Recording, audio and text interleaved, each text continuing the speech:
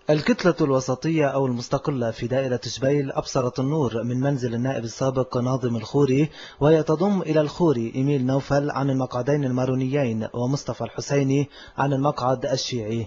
الخوري تلا برنامج اللائحة الانتخابي والذي ينبثق من بنود اتفاق الطائف، مشددا على أن معركة الكتلة ليست معركة رئاسة الجمهورية، بل هي خيار ثالث للجبيليين بين قوى الثامن والرابع عشر من أذار. كما رفض الخوري اعتبار اتفاق الدوحة مرجعية دستورية. عم نسمع كثير اليوم كل واحد بده يعمل جمهوريته بلبنان، وساعة بسموها جمهورية بالأرقام. أنا بحذر المس بالطائف ولا المسيحيين خاصة رح يكون هيدي بعد رصاصة الرحمة للمسيحيين، لأنه إذا ما قدرنا نطبق الطائف رح يكون الباب مفتوح على قلب كل المعادلات في لبنان، وساعتها الله يستر من الآتي.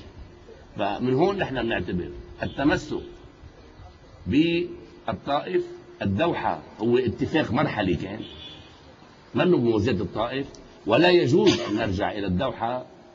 الخوري ونوفل ردا على كلام مرشح التيار الوطني الحر سيمون أبي رمية، والذي قال فيه إن انتخابات جبيل هي الأجمل لأنها من دون منافس أو خصم.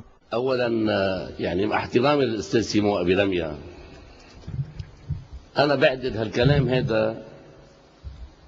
الأستاذ سيمون جاي جديد على السياسة، بعدد أول مرة بيترشح، فخليه يتعرف على جبيل مظبوط.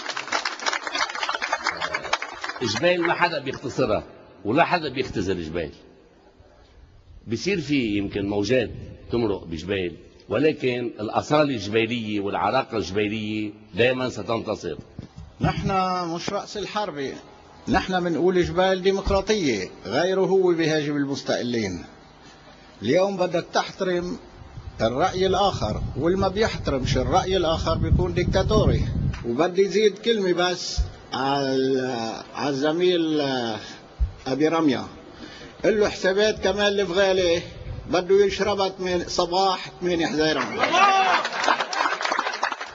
من ناحيته وردا على سؤال عن موقفه من حزب الله، أشار الحسيني إلى دعمه للمقاومة الوطنية وليس المقاومة المسيحية أو الإسلامية. احنا بنعتبر فخامة الرئيس سليمان انه وحده رح يشيل المقاومة من سوء التنازع والتنافر والكلام الغير طبيعي من كل الأطراف، ليردها لمكانها الطبيعي اللي هي في خدمة لبنان.